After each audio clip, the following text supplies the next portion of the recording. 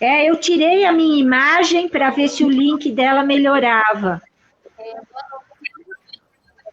Nós estamos dando início à nossa live sobre acessibilidade, pessoas com deficiência. E hoje nós trazemos como convidada a professora Edicléia Mascarenhas.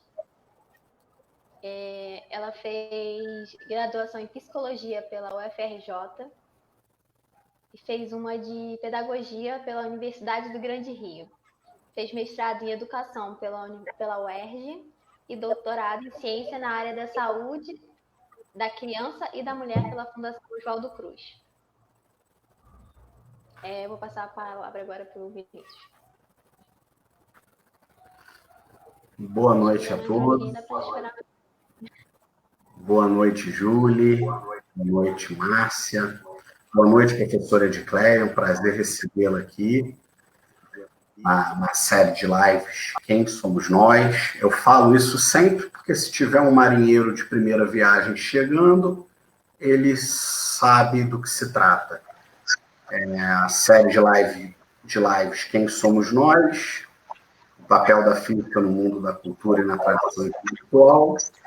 É uma promoção conjunta do CAFI, do Centro Acadêmico de Física da UERJ, aqui representado pela Júlia, e o Classe Internacional em Física de Partículas, também do Instituto de Física da UERJ, aqui representado por sua coordenadora, professor Márcio Begali, e por mim, colaborador do projeto, Vinícius Carvalho. E quem não assistir no perfil do Facebook da UERJ, do CAFIS UERJ, pode assistir depois no nosso canal de YouTube, que é o 2 prótons e um café. 2 prótons e um café. Passo a palavra agora para a professora Márcia, para se apresentar e depois encaminhar a palavra para a professora Edicléia.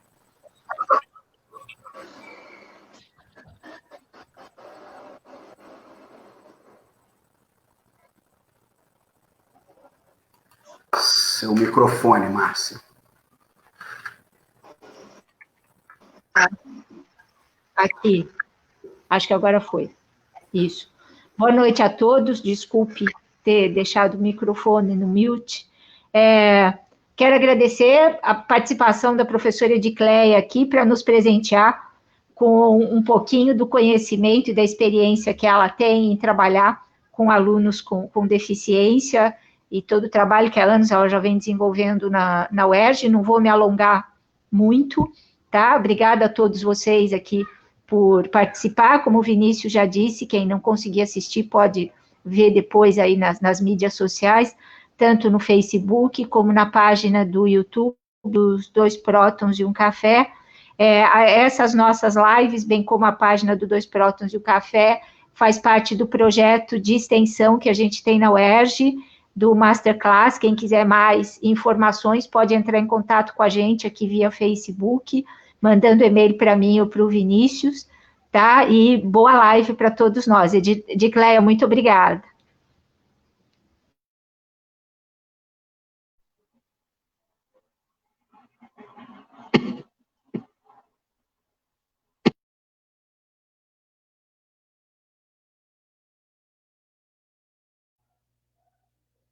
A Edicléia está com um pequeno problema de conexão, mas ela já volta.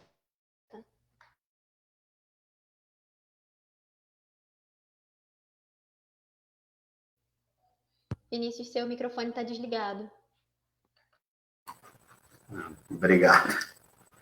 Não, eu falei o que você estava falando, que a professora Edicléia está com um probleminha. Mas ela já está chegando aí. Bom, acho que podemos começar, né? Teve uma queda, né? Podemos começar? Isso.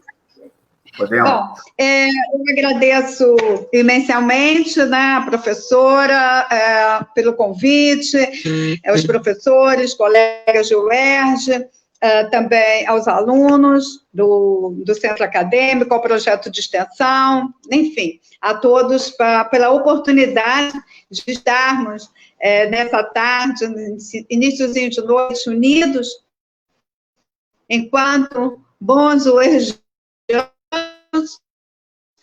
para discutir bastante importante que trata da questão da acessibilidade, dos direitos, da inclusão de alunos com deficiência. Bom, sou professora da Faculdade de Educação, coordeno educação especial e inclusiva, uma trajetória voltada para a educação especial e inclusiva, garantir os direitos, né, das pessoas com deficiência. Eu fui representada no Conselho Estadual de Direitos com Deficiência, com orgulho, a parte da UER, também parte de 2 conselhos da Baixada. A questão da acessibilidade e dos direitos das pessoas com deficiência começa, basicamente, a trajetória a partir do movimento das próprias pessoas com deficiência, no final, na década de 60 e década de 70. Até então, nós vamos ter, no panorama mundial, as famílias falando pelas pessoas com deficiência ou os profissionais. Então, foi justamente a década de 60, onde movimentos de luta de direitos começaram a surgir, que também vão se iniciar os primeiros movimentos das pessoas com deficiência. E numa discussão, num mote que ganhou bastante repercussão mundial, que é nada sobre nós sem nós. Então, as pessoas com deficiência, elas precisam estar sempre convidadas a discutir das políticas, né, das políticas de inclusão e das políticas de direitos. Então, nesse sentido, uma série de convenções internacionais passam a acontecer, liderando os movimentos, e o nosso país ele foi signatário de todas as ações de direitos desse grupo. Eu trouxe para a discussão alguns temas, né, eu recortei algumas legislações para que nós pudéssemos pensar o tema proposto de hoje, que é a acessibilidade de pessoas com deficiência, né, em relação à questão da inclusão social e educacional. Porque, na realidade, essas formas de inclusão, espaços de inclusão, eles vão junto. Então, o primeiro decreto que vai tratar especificamente da acessibilidade, no seu sentido mais amplo, é o decreto 5296 de 2004, que veio para regulamentar algumas legislações e, sobretudo, a legislação 10.098, que trata sobre a acessibilidade às pessoas com deficiência e mobilidade reduzida. O que é isso, mobilidade reduzida? Eu posso não ter uma deficiência permanente, mas naquele momento está em uso de uma cadeira de rodas, de um adaptador, ou uma gestante, um idoso. Então, a mobilidade reduzida, ela é um contexto que também é discutido na questão da acessibilidade da pessoa com deficiência. Então, a acessibilidade, então, nesse decreto, ela passa a ser definida como a condição plena, né, para usar com autonomia total ou assistida, espaços, mobiliários, transportes, sistemas e meios de comunicação e informação. Então, e nesse ponto, nós vemos como a acessibilidade, ela é tratada de uma forma mais ampla, que nós imaginamos, por exemplo, a acessibilidade só como a questão física, suprimir uma barreira arquitetônica, uma rampa no lugar de uma escada. Mas a definição que esse decreto 5296 vai trazer é a acessibilidade em todos os aspectos. Né, no sentido, por exemplo, da informação, do acesso a um site. Hoje nós estamos no acesso à informação nos mais diversos contextos. A gente tem discutido, em algumas lives, a questão da acessibilidade das pessoas com deficiência nesse momento de pandemia. Então, nós assistimos, todos nós somos bombardeados o tempo inteiro, uma série de informações, como evitar o contágio do Covid, como lavar a mão, quantas vezes lavar a mão, como usar o álcool, como tirar a máscara, enfim. quais os sintomas, e vamos imaginar as pessoas com deficiência. A maior parte desses informativos não vem com, por exemplo, a Libras, né, a transcrição em língua brasileira de sinais, como as pessoas surdas vão ter acesso. A maior parte também dos prospectos, eles não têm acessibilidade no código Braille. Às vezes, informações com palavras extremamente rebuscadas, que às vezes até para um leigo tem dificuldade para entender aquela terminologia. Aí vamos imaginar uma pessoa com deficiência intelectual, que precisa de foto, que precisa de um contexto mais concreto para poder compreender a informação. Então, a acessibilidade, ela envolve acessibilidade nos materiais didáticos. Então, a acessibilidade, ela envolve esse contexto maior.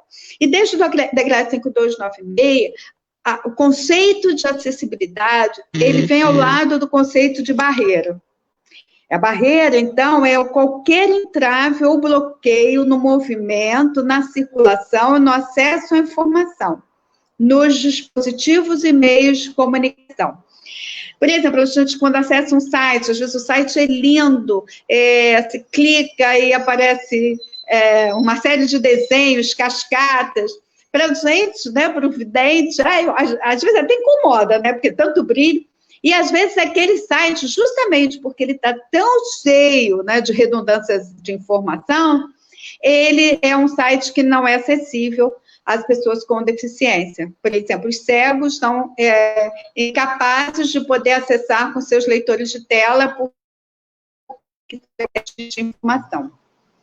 Ajuda técnica é um outro conceito também importante que esse decreto traz, que ela está ligada a produtos, equipamentos, tecnologia adaptados ou projetados para melhorar a funcionalidade com autonomia. Outra coisa também que a gente imagina ajuda técnica, a gente imagina já um robô, a gente já imagina logo um equipamento sofisticado. Também é ajuda técnica, mas ajuda técnica, técnica, ela pode ser também um material didático adaptado, que nós, professores, adaptamos para que um aluno possa compreender melhor um conteúdo.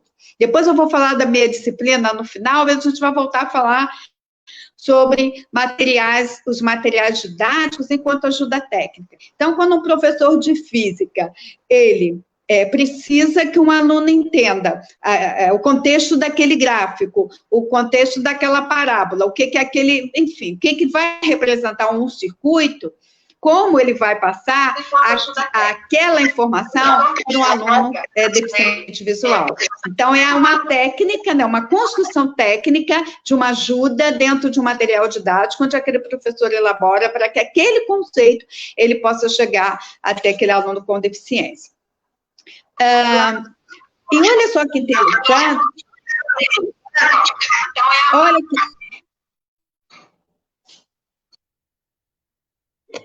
Tá dando uma interferênciazinha. Tá com algum problema ou tá bem?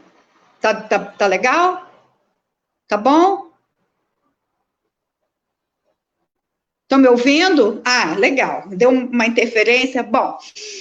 E é interessante que esse decreto, ele deu 12 meses para que toda essa movimentação de acessibilidade, ela fosse realizada. Olha, 2004, nós estamos em 2020. Então, se nós começarmos a analisar, muito pouco foi investido, né, na questão dessa acessibilidade. E que são em vários níveis, não é? Por exemplo, na informação, nos órgãos, né, televisivos, legenda oculta, nos medicamentos, bulas acessíveis, exemplares em braille, a destinação de recursos, né, recursos para pesquisa em temas ligados especificamente à questão da tecnologia.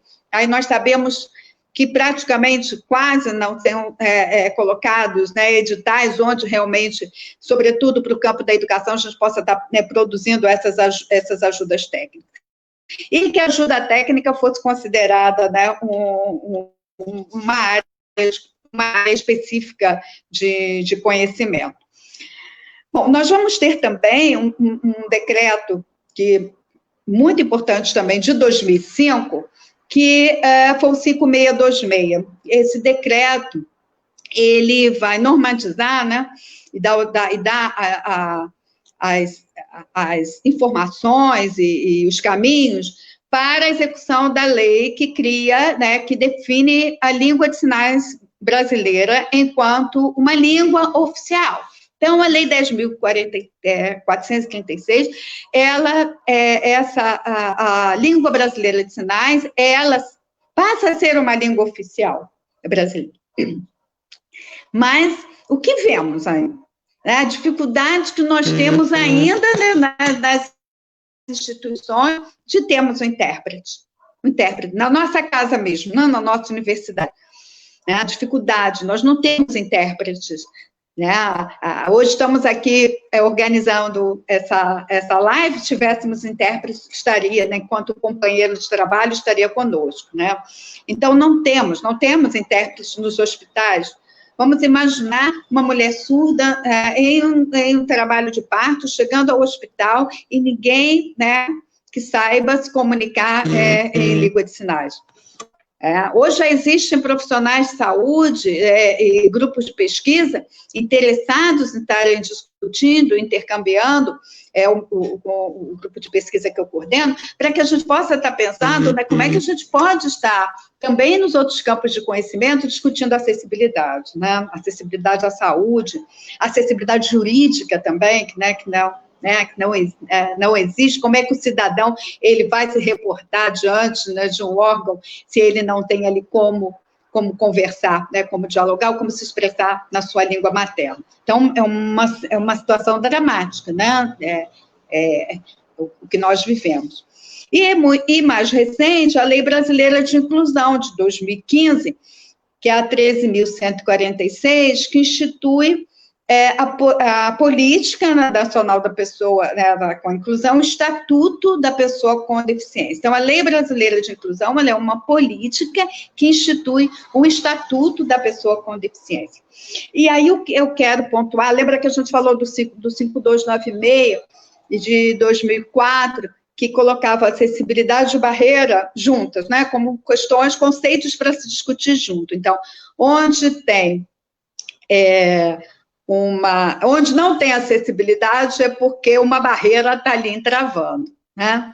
E aí a LBI, ela se pauta também na Convenção Internacional de Direitos da Pessoa com Deficiência, que muda o próprio sentido do conceito de deficiência. E é isso que é interessante para a gente pensar.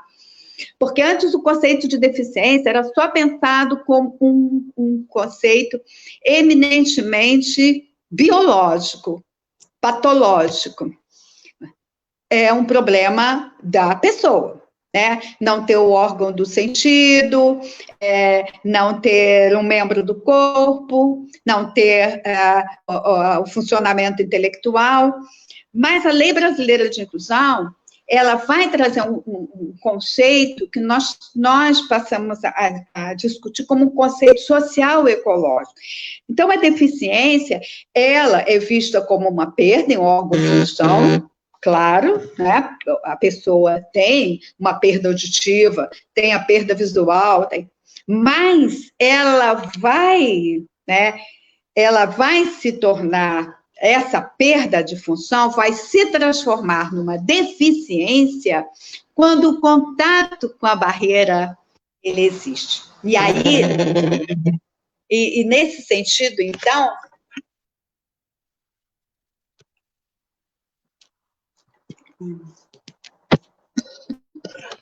voltamos?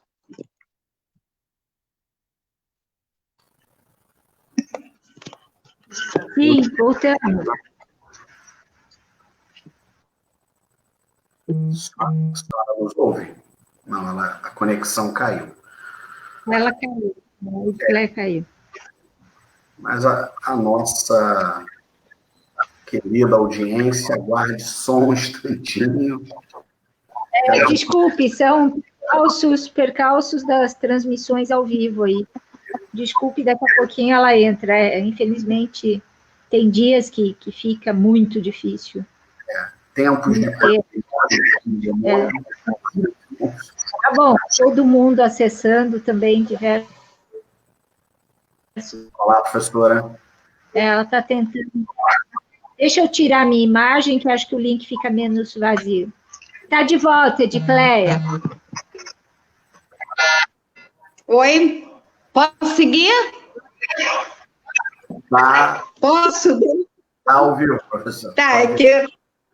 Tá no ar. Deu uma caída. Vamos lá. Então, entendo que, então, o conceito de... Então, a deficiência, ela existe porque existe uma perda e existe uma barreira. E aí, essa pessoa não pode exercer plenamente a sua funcionalidade porque ali existe uma barreira. Tá? Então, vamos imaginar, eu tenho o acesso a um teatro, ou acesso a uma sala de aula. E se ali tem uma barreira, e meu aluno, a pessoa em cadeira de rodas não chega até lá, ele não vai ser funcional, não porque ele esteja utilizando uma cadeira de rodas, mas porque o ambiente não é o funcional. E a LBI também destaca, então ela vai falar também, assim como 5296, das barreiras físicas, das barreiras comunicacionais, mas ela vai destacar também as barreiras atitudinais. E por vezes essas barreiras atitudinais, que aí elas estão ligadas ao preconceito, elas às vezes são muito mais impeditivas do que as barreiras propriamente ditas. Às vezes a gente observa que uma determinada articulação para redução de uma barreira, ela, às vezes não é feita por uma questão atitudinal. Então, mover essas barreiras, né, trabalhar em relação contra o preconceito é fundamental, orientar é fundamental para que as barreiras atitudinais elas possam ser rompidas. E aí, a LBI, novamente, assim como a 5296, ele vai falando da inclusão, da acessibilidade em todas as áreas, educação, saúde, comunicação, a importância dos livros digitais, dos softwares, dos materiais em braille, dos materiais com caracteres adaptados, da importância do poder público estimular produções nessa área, e também a entrada, né, nós temos aí o Plano Nacional de Educação, o último Plano Nacional de Educação, que vai introduzir uma série de metas também que vão falar da questão da importância da redução das barreiras, né, no campo educacional, na produção de materiais, na entrada, na acessibilidade, na avaliação no processo de entrada do aluno, no acompanhamento ao longo dessa caminhada, da importância da organização de congressos, seminários, onde também existe acessibilidade. E aí nós vamos agora pensar um pouquinho, né, eu costumo muito falar com os meus alunos, né, pesquisadores, que é muito fácil nós falarmos, né, fazer pesquisa sobre inclusão na casa do vizinho, né, na escola, ao lado, mas e hoje, né, em termos de UERJ, quais os enfrentamentos que nós podemos ter para que realmente nós também, enquanto universidade, nós possamos garantir a redução dessas barreiras. Nós temos uma série de dificuldades ainda, desde o acesso, né, desde até a conversa, né, com aquele aluno lá que está no ensino médio, sobre as formas de acesso à nossa universidade, aquele aluno que tenha uma deficiência, e também no próprio processo de entrada desse aluno. Nós ainda temos um quantitativo muito pequeno de alunos com deficiência nos cursos, né, da nossa universidade.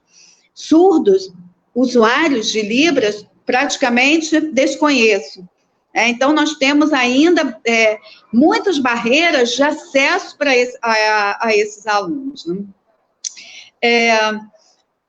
Um dos pontos, assim, que também, né, são interessantes, e na Faculdade de Educação nós conseguimos fazer, que a própria Plano Nacional de Educação recomenda, que é a criação de uma disciplina nas licenciaturas, que trate sobre a questão da educação, da acessibilidade, dos recursos para alunos com deficiência. Então, em 2006, nós criamos essa disciplina, que é a Prática Pedagógica e Educação Inclusiva, e ofertamos para vários cursos da graduação, Começamos com uma turma tímida, com 20 alunos, hoje nós temos 6 turmas, com aproximadamente 40 alunos, então, por período, quase 300 alunos passam por nós nessa disciplina, e é uma alegria muito grande, né, de poder estar discutindo com o futuro colega de trabalho essas questões que são desafiadoras, né, mas que são necessárias.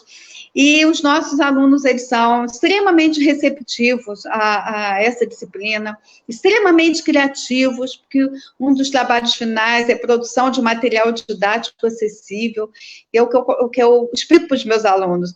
Eu sou especialista no campo da educação especial, mas no campo da física, da química, da língua portuguesa, da língua inglesa, da geografia, enfim, quem é o especialista são vocês.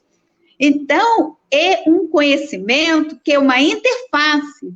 Então, produzir materiais acessíveis para, né, os nossos alunos é um campo de interface entre os conhecimentos, as práticas da educação especial e os conhecimentos daquele campo de conhecimento. Eu não posso, como uma especialista, saber, por exemplo, por que meu colega de física, quando criou um material didático, ele colocou, por exemplo, um desenho ou um determinado objeto. A intencionalidade, né, de colocar aquele objeto ali, a descrição daquele objeto, vai depender do campo de conhecimento. Eu uso muitas vezes o exemplo de uma bolsa de couro vermelha.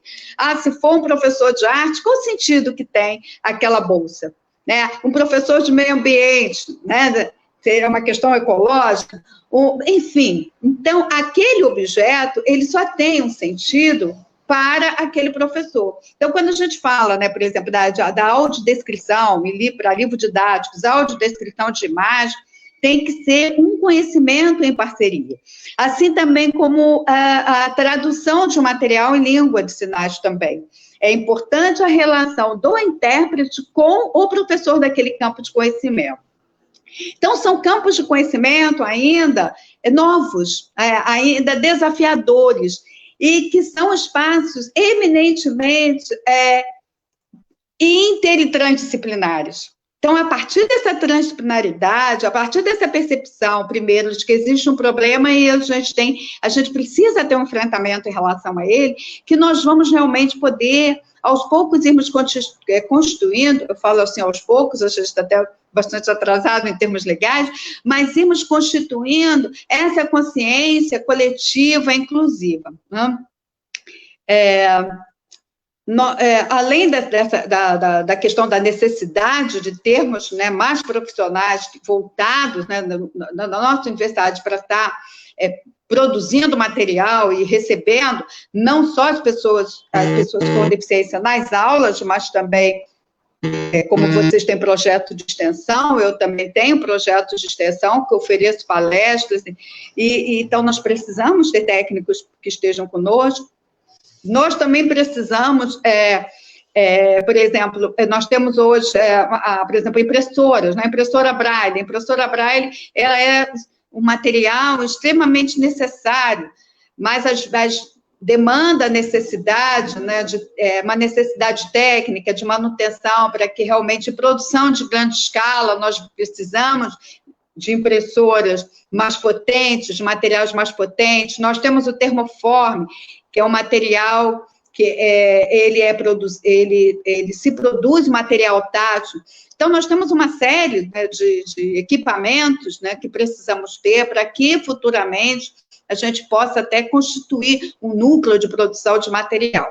Então, tem uma série, né, que eu digo, agendas, né, que nós temos que ir fazendo na nossa universidade, por isso que esse campo de interlocução, esse momento da interlocução é fundamental, porque a partir da interlocução que a gente pode ir criando os caminhos e desdobrando os caminhos para que a gente possa realmente, né, construir uma universidade cada dia mais acessível, né, cada dia mais inclusiva, né. Então, assim, eu trouxe esses pontos, né, para o debate, né, de hoje, e aí eu vou passar agora para o colega para continuar na coordenação aí das próximas etapas aí.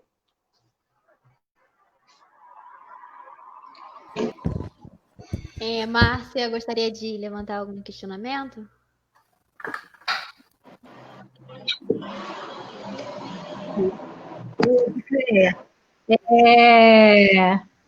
Eu acho que também falta para a gente,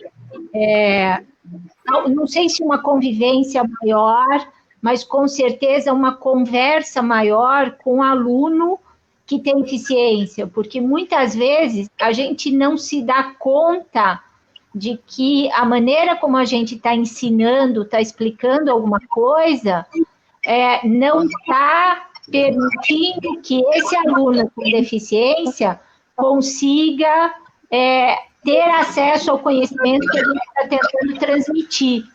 Então, por exemplo, faz pouco tempo que eles começaram a ensinar Libras para os professores como parte do curso de licenciatura. Eu fiz licenciatura e não aprendi Libras, aliás, não aprendi Libras até hoje, né? Como eu mexo muito as mãos para falar, eu acabo tendo uma facilidade quando vem um aluno surdo na física, eu consigo transmitir, passando o texto e tudo mais, mas é uma maneira capenga de transmitir a informação para esse aluno. Isso precisa ser trabalhado com a gente. Nesse processo, nesse trabalho de extensão que a gente faz, que é o Masterclass, a transmissão, o ensino que a gente faz, o trabalho que a gente faz, ele é todo visual.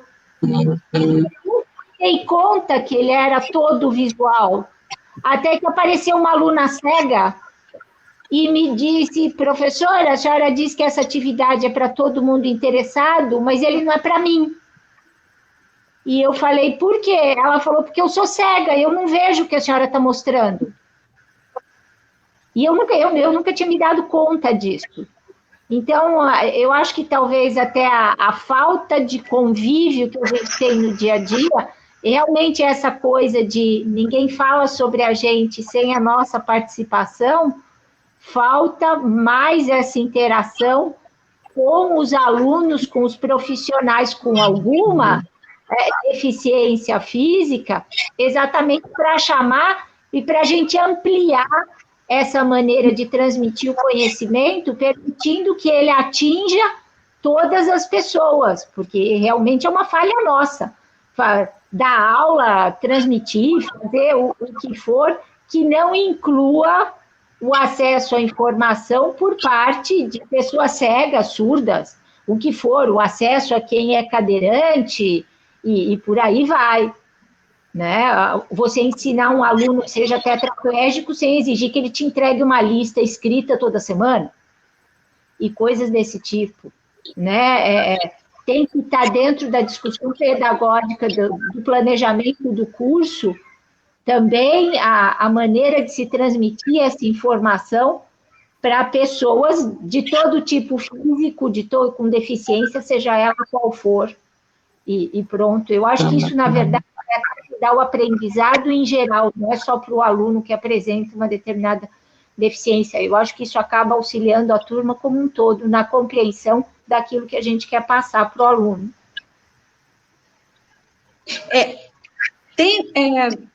Posso falar? Posso? Claro. Márcia, pode?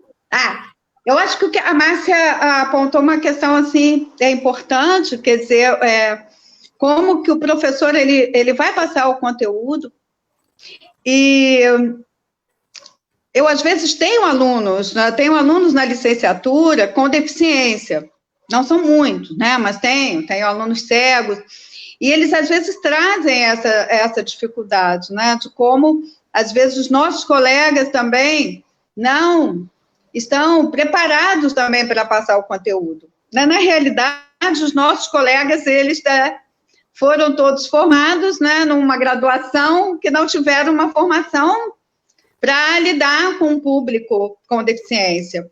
Talvez até por ainda seja de que essas pessoas não vão conseguir chegar à faculdade. Né? Aí a barreira, né, a barreira atitudinal. Por exemplo, os surdos, a Márcia colocou muito bem, o aprendizado da Libras, que é oferecido em um semestre, ele não dá formação para o professor poder dar uma aula em Libras. Os 4 meses de curso é um curso bem básico, onde o professor ele vai poder se apresentar, falar os dias da semana, mas ele não vai poder discutir em Libras conhecimentos profundos de física, de filosofia, de psicologia.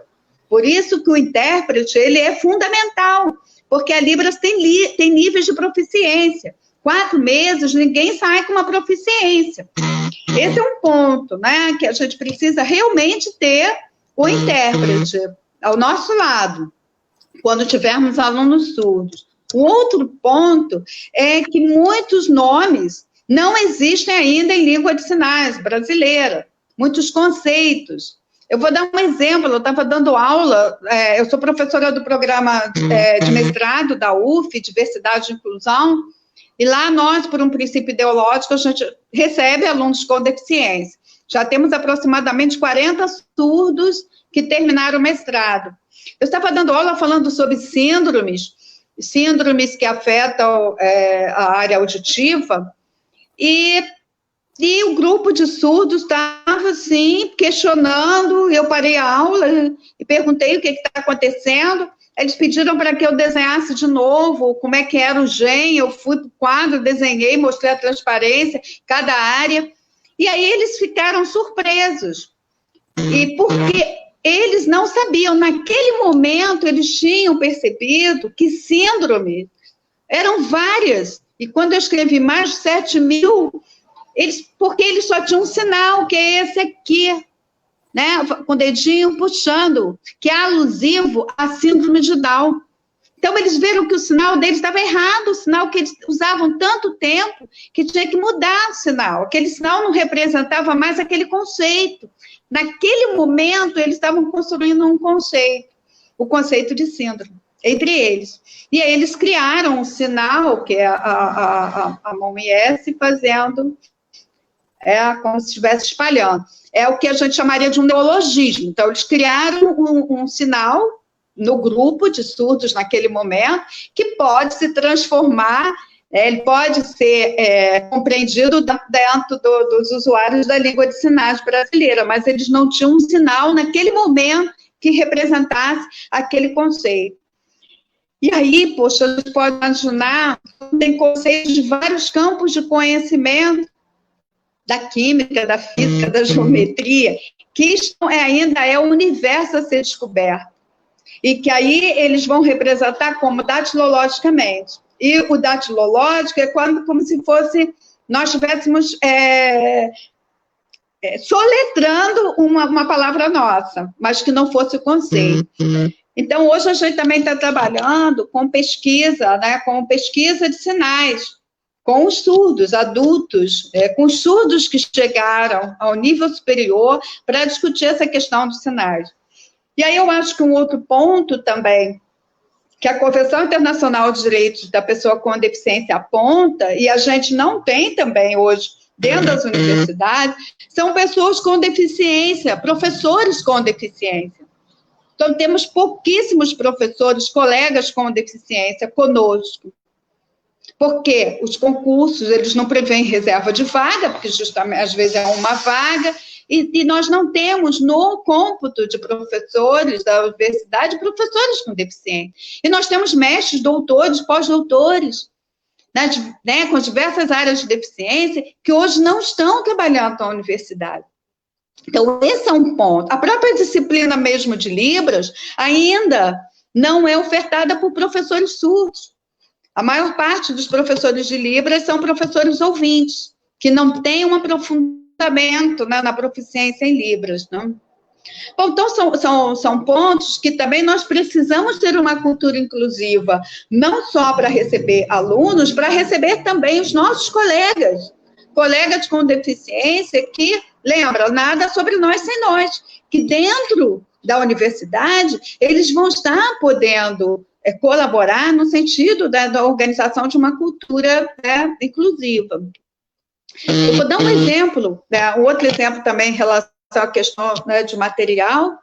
Eu estava uma vez coordenando uma comunicação oral num congresso, e um mestrando de uma universidade do sul do país, na área de química, ele estava produzindo um material de código, né, um código por meio do Braille para conceitos da química.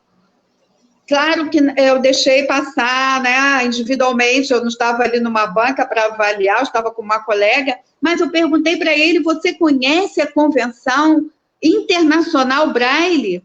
Ele não conhecia a Convenção Internacional Braille. Então, ele estava construindo, como se estivesse inventando a roda. Ele está construindo um conhecimento que já existe, uma convenção. Então, o que ele estava fazendo para os alunos com o maior carinho, ele estava se desdobrando, mas ele estava construindo para os alunos cegos um código particular para aquele grupo, porque ele desconhecia a convenção, que existe uma convenção internacional.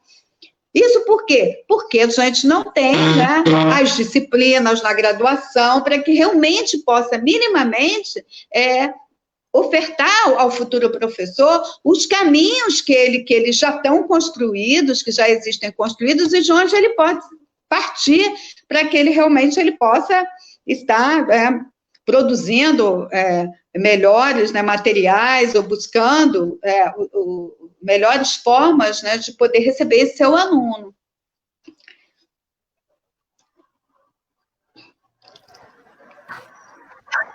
Posso falar mais uma? Edicleia, uma outra coisa também é educar os pais, né?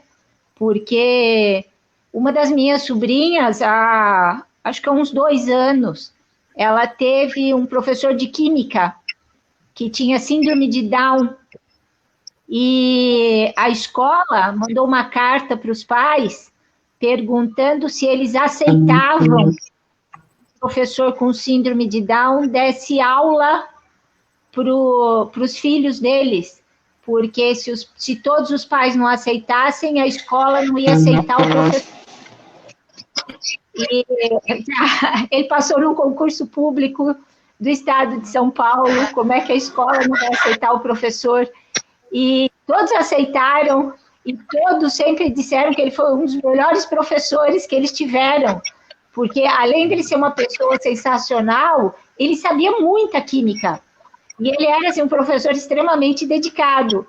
Então, quer dizer, pelo fato dele ter síndrome de Down, foi perguntado aos pais se eles queriam um professor assim, fosse um professor que não ligasse, que não se dedicasse aos alunos, ninguém perguntava para os pais se eles queriam um professor assim, para os filhos dele, ou não simplesmente porque eram considerados normais. Quer dizer, eu acho que também precisa se educar os pais, a população em geral, de que no momento que a pessoa demonstra que ela tem capacidade para aquilo, claro que ela tem que ser aceita, claro que ela tem que exercer a profissão dela, independente da dita deficiência que ele possa apresentar, ele ou ela possam apresentar.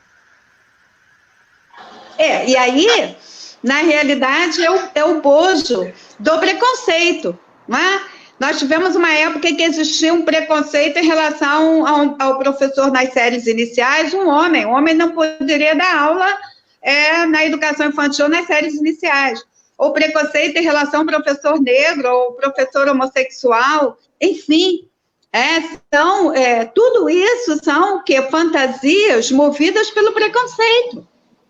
Porque as nossas famílias, as famílias dos nossos alunos, são famílias de um tecido social, que, infelizmente, é extremamente preconceituoso.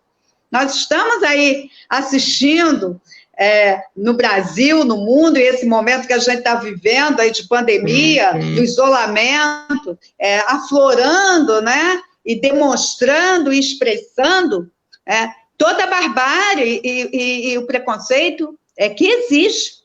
Então, na realidade, a gente precisa coibir, né? Não dá para aceitar que instituições, né, como na escola, sejam elas públicas ou privadas, elas possam agir de forma preconceituosa. E foi bom você se lembrar que a Lei Brasileira de Inclusão é a primeira lei que coloca a escola privada, né, como também obrigada a receber o aluno com deficiência. Então, o diretor de escola, né, que negar receber um aluno com deficiência, ele pode ser punido por isso. Um outro ponto também da Lei Brasileira de Inclusão é que as famílias não têm que pagar pelos suportes que os alunos têm. Cabe à escola, seja ela pública ou privada, oferecer esse sistema de suporte. E aí, voltando agora para o miudinho, né, da nossa universidade, o quanto a gente precisa oferecer esse sistema de suporte. Vamos imaginar se a gente tem um aluno cadeirante que precise de apoio para ir ao banheiro, que não tenha controle de esfíncter. Ele vai ter que trazer a família, a mãe, o pai, amigo, amiga, para ficar, esse aluno vai ter que ficar com acompanhante.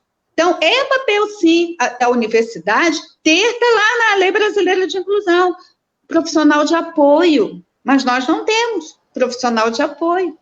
Porque a pessoa com deficiência vai ter independência e autonomia onde ela puder ter. Onde ela não puder, ela vai precisar da assistência ou da ajuda. Isso não é paternalismo. Não ter a possibilidade de utilizar um banheiro ou se alimentar de uma forma independente, porque o seu corpo não permite, porque eu não tenho uma tecnologia que possa fazer, então a tecnologia vai ser o recurso humano, vai ser o apoio do recurso humano naquilo que a pessoa com deficiência orientar ao outro que o faça. Mas nós não temos isso.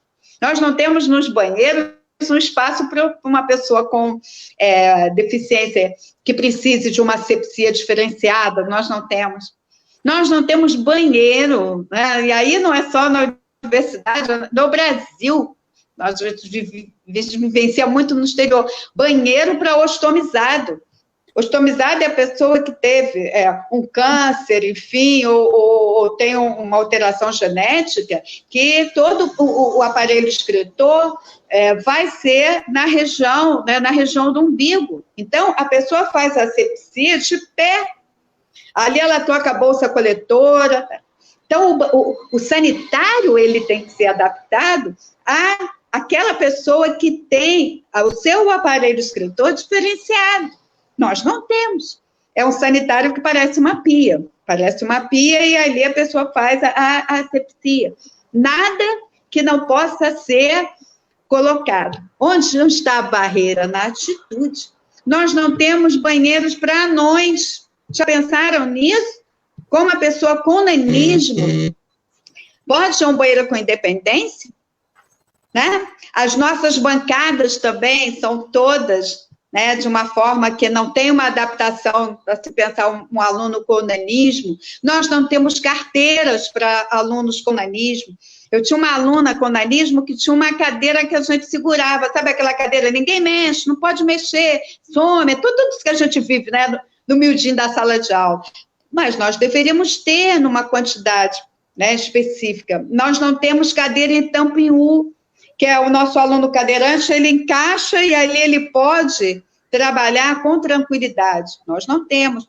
Então, nós não temos nem quando fazemos as licitações para os pregões, para compra de materiais, carteiras, ainda é pensada a ideologia dentro de um modelo de normalidade de corpo, né? Como fala Foucault, né? A normalidade dos corpos, né? Os corpos normais, os corpos dóceis normais. As nossas carteiras também não entram obesos. Então, isso é superação de uma cultura, né, de uma ideologia, de um ranço que traz, né, ainda aquele modelo, né, da escola na modernidade. Então, a gente rompe como? A gente rompe dessa forma. Hoje a gente está aqui conversando, a gente está promovendo rupturas, no diálogo da sala de aula, enfim, é no exercício, o que eu falo aos nossos alunos, né, nos centros acadêmicos, eu falo, pensem nos colegas que estão do lado de fora, pensem nos surdos que não estão entrando, pensem nos cegos que não estão entrando, né, daqueles que nem conseguem entrar para fazer um coletivo de luta, né? A gente não tem nenhum coletivo. Então, mas eu acredito muito em momentos como esse, que são momentos onde nós colocamos um pouquinho na agenda do outro, a nossa agenda, e aí a gente vai se mexendo, né? E a gente vai, de certa forma, se transformando, né?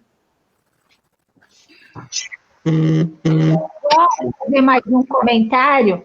Edicleia, em termos da UERJ, as medidas eu acho que podem começar a ser até mais simples. Nós temos um professor no Instituto de Física que tem paralisia cerebral, então ele anda com uma bengala e para ele é muito difícil subir e descer as 3 rampas, os 3 andares de rampa para chegar. Então, para pegar o elevador lá embaixo e subir até o 3º andar não é problema, mas para descer, ele precisa ficar berrando e esmurrando o elevador, porque como é 3º andar, o elevador não para descer, porque eles acham que quem está no 3º andar pode descer sem problemas. Então, é muito simples, é só educar o ascensorista para parar no 3º andar quando ele é chamado no 3º andar. E nem isso é feito. Quer dizer, não precisa de grande modificação, mas são pequeníssimas coisas que precisam ser feitas, você incluir e resolver pequenos problemas, e nem isso é feito. Nós tivemos 6 anos um professor também no Instituto de Física que era cadeirante e tinha esse problema de precisar de auxílio para ir ao banheiro. E ele pagava uma pessoa que ficava o dia inteiro junto com ele na sala dele, que quando ele precisava ir ao banheiro, então esse rapaz o ajudava, porque ele tinha mobilidade muito restrita, não era só o problema de ser cadeirante, mas ele tinha distrofia muscular, então ele precisava de auxílio, e inclusive para se servir no restaurante, para todas essas coisas, e ele tinha que pagar uma pessoa, porque claro que ninguém... Ele disse que nunca, em nenhum lugar, nem na escola, nem no curso de graduação, nada disso, nunca pagaram para ele. Ele, inclusive, em alguns lugares achavam ruim, porque ele trazia uma pessoa junto, visto que como é que ele estava trazendo um estranho à universidade, na cabeça do pessoal aquilo não tinha o menor cabimento. Então, muitas vezes é de permitir que esse estranho, essa outra pessoa também esteja lá para auxiliar quem que precisa de um auxílio devido a uma limitação, né? Pois é, Márcia. Eu acho que também são medidas que podem ser feitas rapidamente e que, infelizmente, não são. Pois é, Márcia, e a LBI, ela fala também do direito que a pessoa tem. Vamos imaginar que a pessoa não queira usar um recurso que a instituição tem. E o direito que a pessoa tem, a família tem, a pessoa tem de levar o que a LBI chama de atendente, né, ou acompanhante próprio. No caso, esse exemplo do professor, ele tinha o seu próprio atendente, o seu próprio acompanhante. Então, ele tem direito. Se alguém reclama, está cometendo uma transgressão a um direito que essa pessoa tem. Então, você tem esses aspectos. Você pode solicitar, porque essa instituição tem que ter, quer dizer, a gente, na nossa universidade, a gente poderia, sim, ter profissionais que ficassem à disposição quando tivesse um aluno, né, ou uma pessoa, ou um professor que necessitasse desse apoio. Né? Porque a universidade ela é uma escola, né? Como qualquer, enfim, como qualquer outra escola. Então, são questões que realmente elas são... hoje, por exemplo, eu não sei se vocês já observaram na entrada da UERJ, tem uma rampa, né? E tem uma placa, né?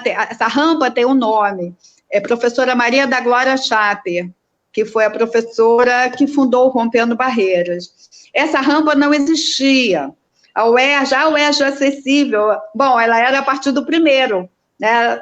Aliás, do segundo, porque não tinha essa rampa, a gente tinha que subir a escada para acessar os banheiros. Então, eu fiz mestrado com a turma da Glória, e muitas vezes eu andei com ela no elevador de carga, que ficava onde as motos ficam. Então, tinha que passar por aquelas motos, virapinhada naquele elevador, às vezes carregando carga, porque não tinha rampa. Então, a rampa hoje, a Glorinha já não está mais entre nós, faleceu, mas a professora Glorinha, ela lutou para que tivesse essa rampa. Então, é uma rampa que tem o nome dela. Hoje, todo mundo naturalmente passa por aquela rampa e acha normal e natural, mas não foi sempre assim. Foi uma luta para que aquela rampa, quando tinham atividades no teatrinho, né, no Teatro Menor, a Maria da Glória também não podia ir, porque nós não tinha o elevador, né, aquele elevador de acesso. Então, você imagina o constrangimento, ter que pessoas segurarem a cadeira de rodas, né, além do constrangimento, o medo também, né, de cair. E isso tudo foram conquistas que foram tendo a luta dela, porque naquela época só tinha a professora, né, Glorinha, né, ela fez mestrado, depois ela passou no concurso para professora da educação, como lutando por esses direitos, né. Mas hoje a gente já não precisa, né, mais, né, que as pessoas sofram tanto para lutar pelos seus direitos. As leis, elas existem, elas, na realidade, precisam ser cumpridas, elas precisam ser colocadas para frente. Eu acho que essa, assim, é uma questão.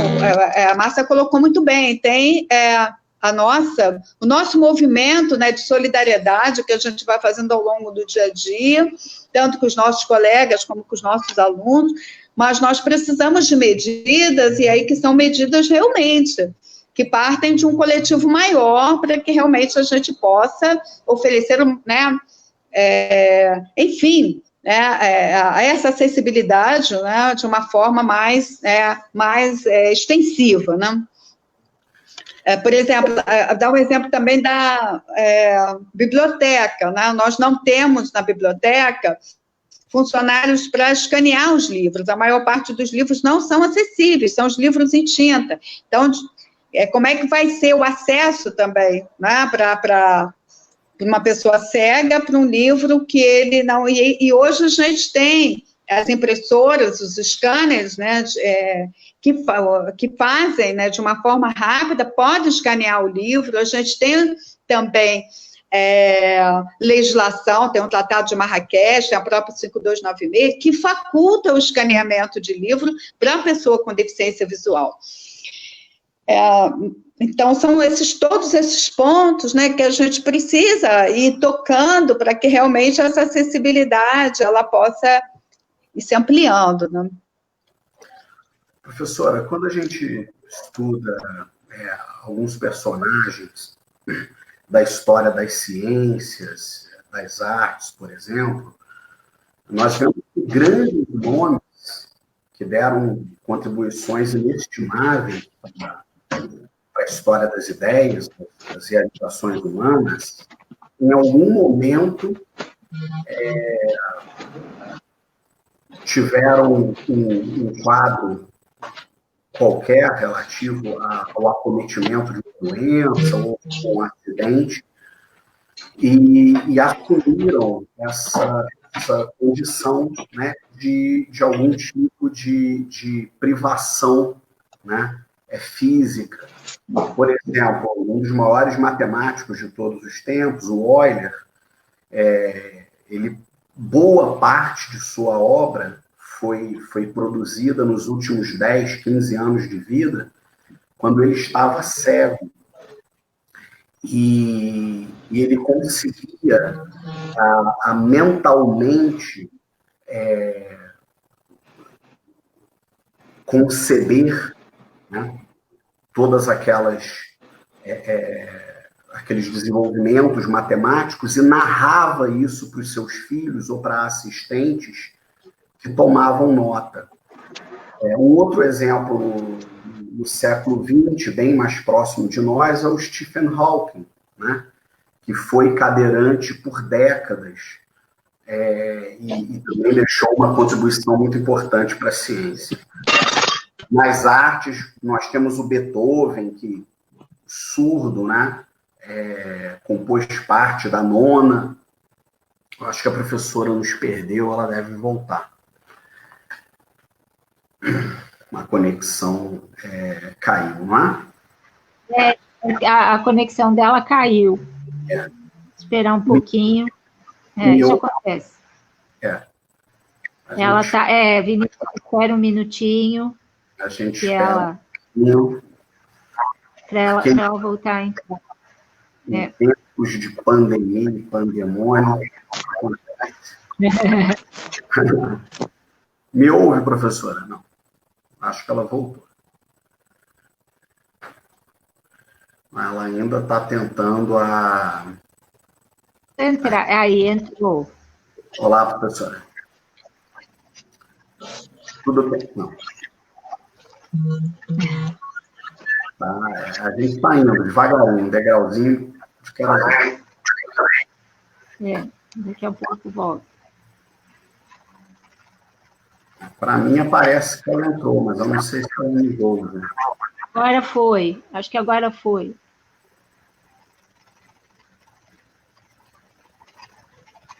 Aí, agora foi, Vinícius.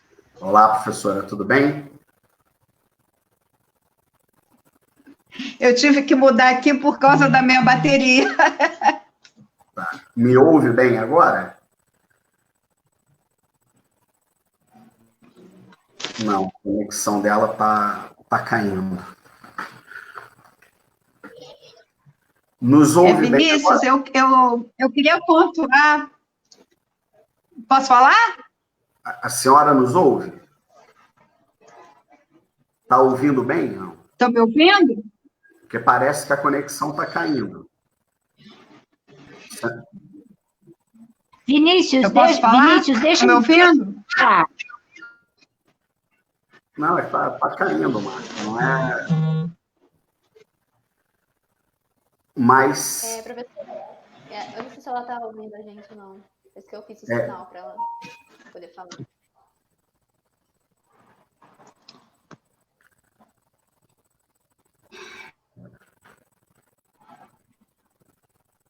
E agora? Estão me ouvindo? Lhe ouvi agora, professor. Está ouvindo, Vinícius? Estão me ouvindo? Sim, a senhora nos ouve. Sim, a gente ouve. Sim. Ah, tá bom. Eu queria... Você deu o exemplo do físico Stephen, né? O Stephen. Quando ele perdeu completamente a possibilidade de ter algum tipo de comunicação, foi uma especialista que organizou primeiro uma ajuda técnica usando comunicação alternativa, ele apontando as letras do sistema, ele conseguia se comunicar. Depois, ela, junto com outro profissional, construiu o primeiro sistema que ele usou para poder usar a voz sintética, né? Então, assim, é um exemplo de um gênio, né, que consegue continuar a produção até o final de sua vida, porque ele primeiro, não teve barreira, né? Alguém acreditou que ele era capaz de continuar produzindo, que a mente dele estava intacta, mas ele teve que primeiro, romper a barreira atitudinal para construir a prancha de comunicação para ele. E depois construir o equipamento que ele usava, né, enfim, para escrever os seus livros, para fazer as suas palestras. Mas foi uma conquista, mas primeiro foi a crença da possibilidade que ele era capaz de continuar produzindo. Algumas pessoas achavam que ele também tinha já uma lesão mental, que ele não tinha capacidade para pensar. Então, acho que é um exemplo incrível. Quantos alunos, quantos Stephens estão por aí pela vida, nas escolas, enfim, abortados nas graduações, que não chegam à universidade, não chegam a uma sala de aula, não por conta da sua incompetência, mas por conta da barreira, né, que você citou muito bem, né, Vinícius? A senhora antecipa a questão que eu ia encaminhar, que é justamente a de nós pensarmos se esses grandes exemplos, né, Beethoven com a surdez, o Renoir, que no final da vida perde o controle das mãos e ainda assim produz ainda muito em pintura, se esses grandes exemplos nos ajudam a iluminar o problema, ou se podem, talvez, de certa forma, também, constituírem uma espécie de cortina de fumaça, na medida em que, enquanto nós discutimos, talvez por meio de um viés meritocrático, essas grandes biografias, o problema central, o problema fulcral a ser abordado é de ordem social e política, quer dizer, em que medida a nossa sociedade ela está preparada para criar as bases materiais necessárias para que essas pessoas com esse potencial possam expressá-lo. Mas eu não sei se a senhora me ouviu, parece que a conexão caiu novamente.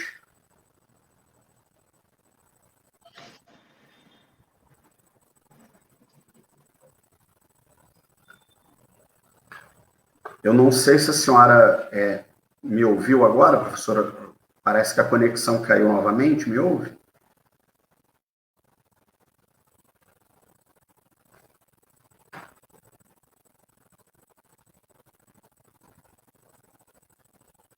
Tem que ligar seu microfone.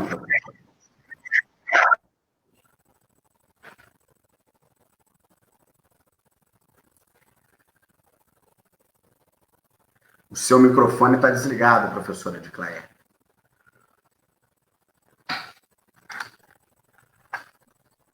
Agora eu liguei de novo. Tudo bem? Isso. Tudo ótimo. Eu não sei até que ponto...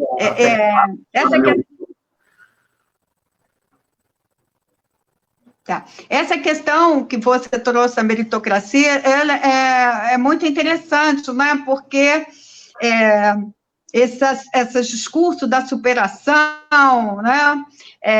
Parece que aí, de certa forma, endeusa, né? Aquela pessoa está tão distante, né?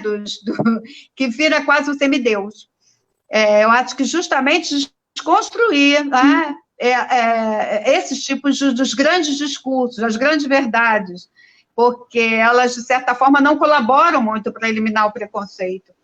Por isso que eu sempre, quando eu falo ao Schiff, eu falo, ele foi onde foi porque teve alguém que superou a barreira, ajudou a superar a barreira, porque senão ele não teria ido. Não foi algo também que foi só ele que construiu. Ele precisou de ter o social, alguém de social apostando que era possível que ele fosse romper. Como é o caso da Helen Keller, né? A Helen Keller, ela tinha dupla excepcionalidade, além da cegueira, aliás, tripla excepcionalidade, além da cegueira da surdez, ela tinha altas habilidades, mas foi a professora que começou a montar o primeiro sistema de comunicação da Helen Keller, que devido à perda visual precoce e à surdez, ela não conseguia se comunicar com o mundo. E foi justamente Anne Sullivan, a professora, que foi cuidar, né, naquela época foi até um ensino domiciliar, que foi cuidar daquela criança que consideravam como uma criança perdida. E ela cria um sistema de linguagem tátil, né, e a partir desse tadoma, dessa linguagem tátil, essa mulher chegou onde chegou, né, filósofa, poliglota, ela pôde expressar tudo que ela tinha dentro dela, a capacidade potencial, né. Então, eu acho que grandes histórias de superação estão esperando por nós, é o que eu falo muito para os meus alunos, estão esperando por vocês, em cada escola municipal vocês vão encontrar crianças que estão lá esperando realmente por vocês, né, que vocês possam fazer a diferença na vida daquela criança, né, que é rotulada, né, que é estigmatizada, e nem sempre só pela deficiência, né, mas também por tantas outras exclusões, né, sociais, aqui a gente está pontuando a deficiência, né, e, então, por isso que, assim, a minha disciplina, eu amo minha disciplina, porque nós discutimos a questão da inclusão, você não pode discutir separado da exclusão, você tem que discutir no binômio, né, no binômio inclusão, exclusão. Então, antes de entrarmos na questão das deficiências, a gente discute bastante a questão da produção, né, de como se produz, as desvantagens e as deficiências, no sentido das deficiências vistas como incompetência. e também o lugar da meritocracia. Então, a gente vai mexendo nisso tudo, limpando um pouco isso para deixar aí os alunos, de certa forma. E eu tenho, assim, exemplos assim, maravilhosos, né? Às vezes os próprios alunos, eles têm, às vezes, dificuldade de falar sobre as suas necessidades, ou sobre as necessidades do familiar. Então, eles se abrem também, e se colocam, também enquanto pessoas que muitas vezes têm escondido também, ou escondem suas limitações por medo de ser excluídos dentro da universidade. Ainda existe muito isso, né? De expressar uma limitação e aí ficar marcado. Né? Tem muito. A gente precisa discutir muito entre nós, professores, o que a gente compreende por avaliação, o que a gente compreende, né, por avaliação processual, como é que eu posso modificar um currículo, modificar para que eu possa chegar até aquela, né, aquela mesma resposta que não seja utilizando os órgãos dos sentidos. Né? Eu posso ter um cego químico? Eu posso ter um cego químico. Todos os químicos trabalham ali, né, utilizando a visão? Não. Todas as ciências vieram da filosofia, a raiz das ciências veio da filosofia, do pensar sobre, né? Então, ver um ponto de virada lá de uma equação lá, que eu estou misturando lá e virou roxa, ele tem alguém que possa fazer a leitura do visual para ele. Às vezes, quando eu brinco com os alunos da biologia, será que a célula que a gente vê desenhada no livro é o retrato real da célula? Não é. É uma tentativa, é uma projeção que a gente faz de algo que está em movimento, o átomo. O átomo não é como é descrito no livro.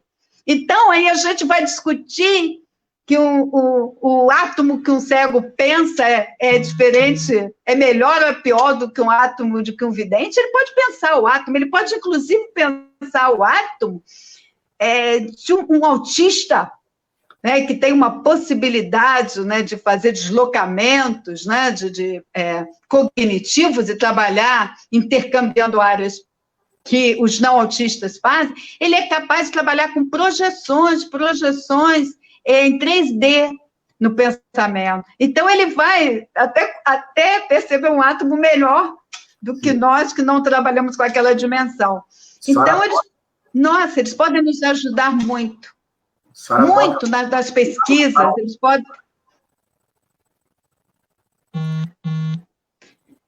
podem nos ajudar muito nas pesquisas.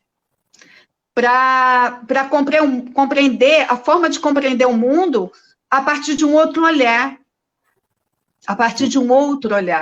que nos complementa, o nosso olhar. Não é? A pessoa cega, ela complementa muito o olhar do vidente, porque o olhar nos cega em determinados momentos.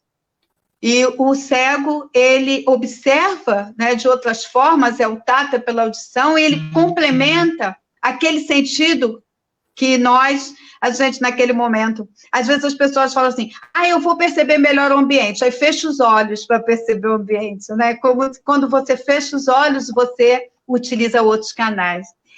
E, então, para nós cientistas, também, não é? Quantas vezes a gente está com um problema, a gente fecha os olhos, parece que a gente dá um salto na percepção. Então, ter numa equipe de docentes, numa equipe de pesquisa, pessoas com várias formas, né, de compreensão de percepção do mundo, é um salto. Eu digo que é um salto quantitativo que a ciência pode ter. A gente tem feito muito isso lá no nosso programa da UFO, onde temos professores cegos, professores surdos, enfim, professores com deficiências físicas, trabalhando, né, conosco nos projetos de formação, né, dos nossos mestrandos, e formando também mestrandos com deficiência. E isso tem nos dado uma perspectiva diferente de se fazer ciência, né, de se produzir ciência, produzir a questão, né, do ensino, né, das novas formas, né, de ensinar e de educar. que acaba sendo melhor para todos. Quando os meus alunos terminam produzindo um material acessível, um material didático acessível, uma aula interdisciplinar, que eu misturo os alunos da física com os alunos de artes, de letras, eu falo, vocês têm que se misturar. A primeira ruptura em relação à exclusão é nós nos movimentarmos nas nossas diferenças com os nossos colegas, então o conhecimento tem que ser interdisciplinar. Então, vai ter que dialogar, vai ter que ter um tema e observar aquele tema sobre os olhos da arte, da física, da matemática, e saem trabalhos incríveis, porque eles também começam a aprender a trabalhar de uma forma inclusiva. E aí eles percebem que aquele material e aquele processo de produção, ele foi um processo melhor para todos, aquele material que não vai ser um material para cego, para surdo, mas um material onde todos os alunos vão se beneficiar na construção daquele determinado conhecimento, né? A senhora toca num ponto fundamental, professora, que me parece que os sentidos, muitas vezes, são, inclusive, um entrave para o pensamento abstrato, né? A física, por exemplo, ela lida com inobserváveis. Qualquer representação imagética é apenas um modelo e não um retrato fiel da realidade. Eu já tive alunos, por exemplo, quando eu era professor do ensino médio, que pensavam que os números possuíam cores, que o 5 era azul, que o 6 era amarelo, não conseguiam entender o nível de abstração do conceito de número. Eles cresceram numa escola com a representação visual colorida da série de números e associavam, portanto, essa qualidade sensível a um conceito que é puramente abstrato. Então, os sentidos podem nos afastar de uma compreensão mais sofisticada de determinados conceitos. Eu queria passar para a Júlia para saber se nós temos questões. Eu não sei se perdemos novamente a conexão com a professora Edicleia, mas, de qualquer maneira, eu passo para a Júlia. Não temos questões nos comentários. Mas temos aqui um aluno que teve aula com a senhora, mandou saudações. Oi, estão me vendo? Sim. Alô? Estão me vendo? Sim. Eu estou desligando a câmera, tá? Eu vou só desligar a câmera. Não tem questões nos comentários. Ok. Parece que tem um aluno que estudou com a senhora, ele manda saudações. Mas é isso, professora. Eu não sei se a senhora ouviu o último comentário, mas eu achei muito interessante que a senhora abordou, justamente pontuando, né, essa questão da importância do pensamento abstrato para nós lidarmos de um modo mais sofisticado com determinados conceitos. E a visualização, um certo império da visão, geralmente pode constituir uma desvantagem na apreensão dos conceitos mais abstratos, porque nós podemos confundir os símbolos, né, pelo que está sendo simbolizado, né? Podemos confundir as representações imagéticas com os conceitos para os quais tais representações apontam. Achei bastante interessante. Não sei se a Márcia tem mais algum comentário, e chegamos aqui a 1h20, me parece. Então, nós poderíamos, se a Márcia não tiver um comentário, eu passo para ela, mas estamos chegando aí perto da conclusão. Meu único comentário é exatamente, a Edicleia fala uma coisa que eu acho importantíssima, que é a chamada deficiência que a gente está vendo nessas pessoas, são, na verdade, complementaridades para a capacidade humana de perceber e entender as coisas. talvez o maior exemplo seja exatamente do profissional autista, que vai ter uma visão de mundo diferente da gente, e eu acho também que essas medidas que se toma para melhorar a acessibilidade, a convivência do aluno e do profissional com deficiência, na verdade, ele ajuda todo mundo, porque se uma pessoa quebrar o pé, ela também vai ter problema para subir uma escada. Uma pessoa com mais idade, ou até uma pessoa que tenha passado por uma cirurgia, por alguma coisa assim, mas que tenha feito muita atividade física e esteja com muita dor no corpo no dia seguinte, vai se sentir melhor tendo acesso com uma rampa, tendo um elevador, uma coisa assim. Então, eu acho que, na verdade, é o direito de todos, não só de deficiência, mas é o melhorar a vida de todo mundo, tá? Só fazendo uma complementaridade aí, Edicleia, o professor que eu citei, ele não teve problema na UERJ para ter um ajudante com ele, mas ele tinha tido problemas em instituições anteriores, em escolas onde ele estudou, que o pessoal não gostava que ele trouxesse uma pessoa para ajudá-lo, tá? Julie, algum comentário? Só respondendo a sua colocação sobre o elevador da UERJ, agora que eles trocaram, já é possível chamar o elevador no terceiro só com um botão, porque agora eles consertaram. Na minha época, Júlia, era na base do tapa e do grito. Era uma tecnologia avançadíssima desenvolvida na universidade. Eu ainda peguei 1 ano e meio disso.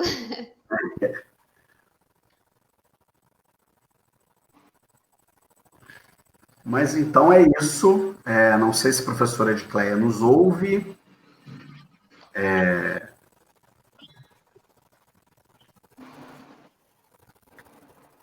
Caso ela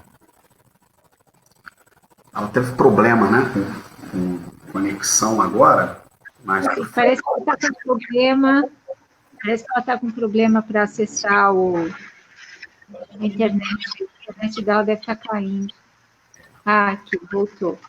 Porque ela está dando uma... Estão me ouvindo? Aí eu estou te ligando para poder ouvir melhor vocês. Bom,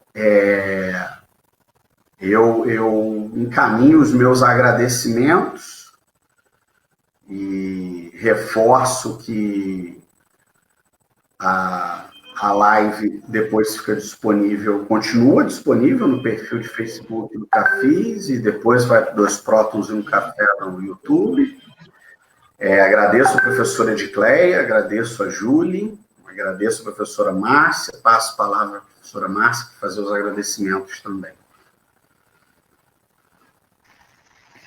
Eu quero agradecer a todos que assistiram a gente aqui, pedir desculpas com esses percalços que a gente sempre tem com a internet, agradecer muito a professora Edicleia por participar, por dividir com a gente um pouquinho todo esse conhecimento que ela tem aí, com esse trabalho sensacional que ela faz, e esperando que a gente consiga colaborar um pouco mais, até ela sabe que eu vou pedir ajuda aí para várias coisas, para a gente implementar um acesso para os alunos cegos, para poderem participar do Masterclass, e também ver essas melhorias na comunicação com alunos surdos. Então, assim que essa situação toda excepcional que a gente está vivendo aí, eu vou lá procurar a tua ajuda, Edicleia, porque ela será muito preciosa para a gente poder exercer melhor aí, ó, a nossa tarefa de professores e transmissores de conhecimento. Quero te agradecer do fundo do coração, essa tua a capacidade aí, esse teu trabalho, essa tua guerra e essa luta de inclusão aí, e por participar aqui com a gente, da honra de ter você hoje na nossa live. Muito obrigada mesmo, muito obrigada a todos que nos assistiram até aqui. Uma boa noite a todos.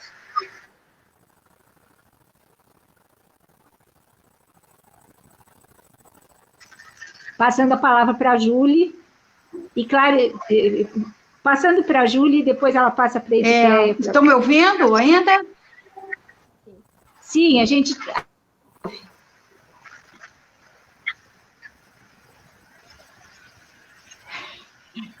Vocês estão me ouvindo? Sim. Agradecer o convite da professora Marta, professor Vinícius também, do...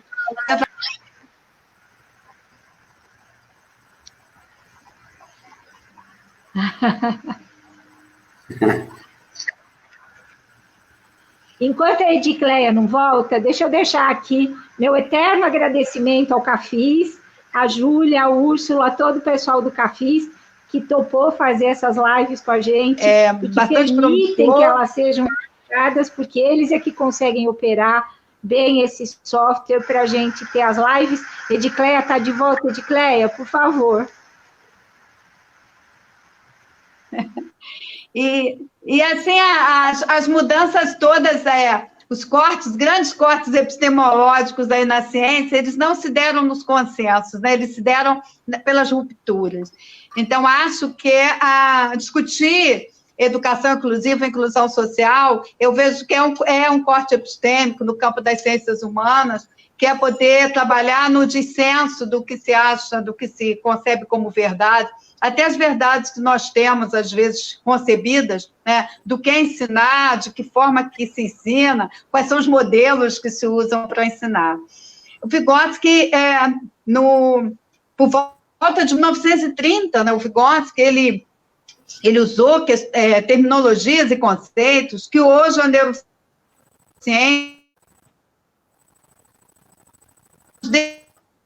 efetiva.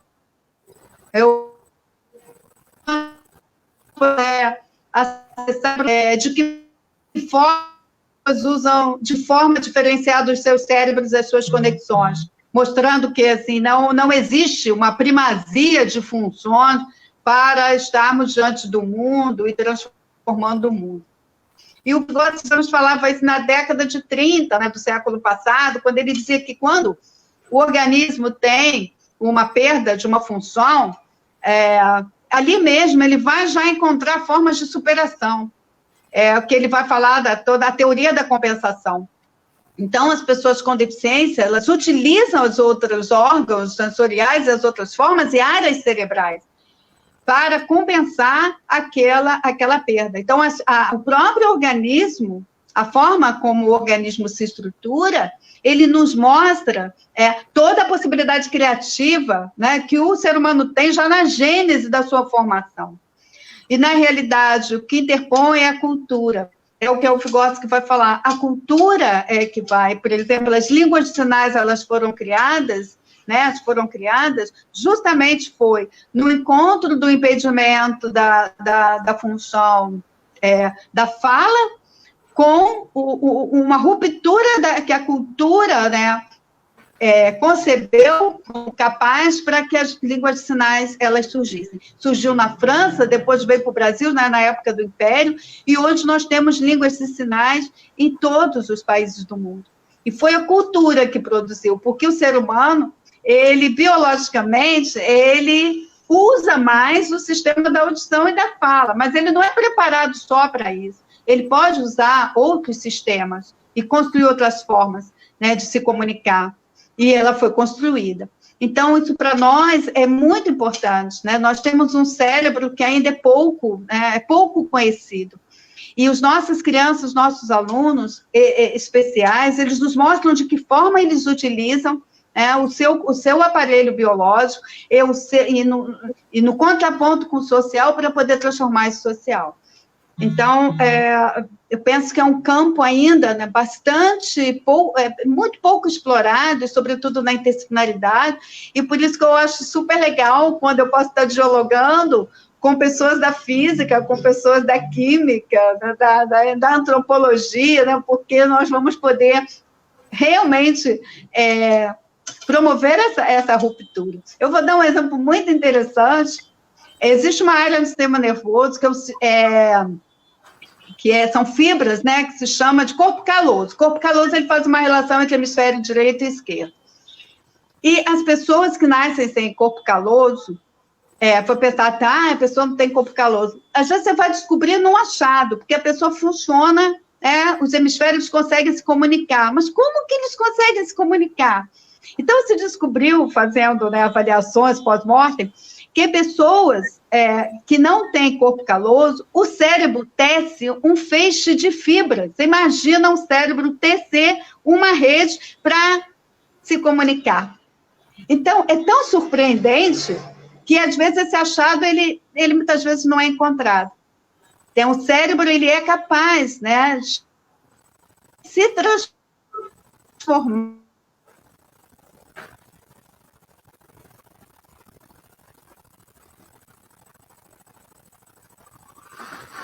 Perdemos de novo, né?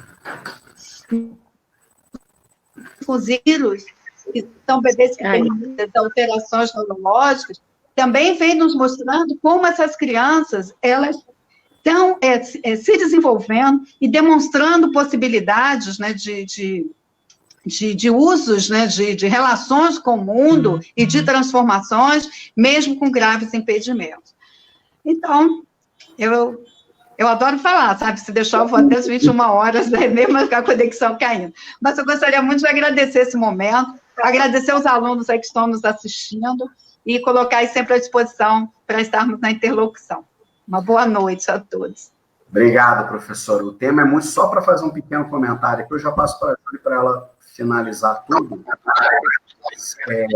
Enquanto a senhora falava agora, me ocorria aqui, e de repente isso vai ser uma próxima reunião, mas me ocorria diversos problemas, diversas questões bioéticas que surgem no campo, né, quando nós pensamos na aplicação de novas tecnologias a essa seara, né?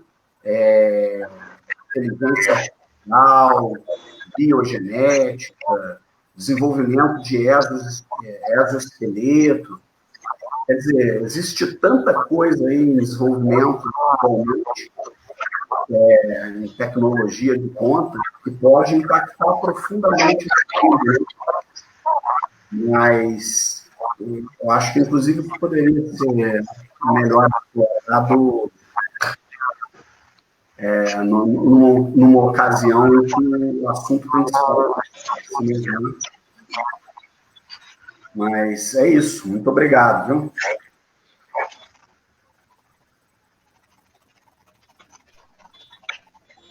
Bom, obrigada a todos que nos assistiram, obrigada, professora Estela, por aceitar o nosso convite. A nossa próxima live vai ser quarta-feira que vem, no dia 1º de julho, e a gente vai estar convidada aqui a Sônia Guimarães. Para falar sobre... racismo no ambiente científico e acadêmico. Fundamental o tema. Maravilha. Obrigado, até lá. Tchau, Edicléia, muito obrigada. Boa noite a todos. Boa noite a todos.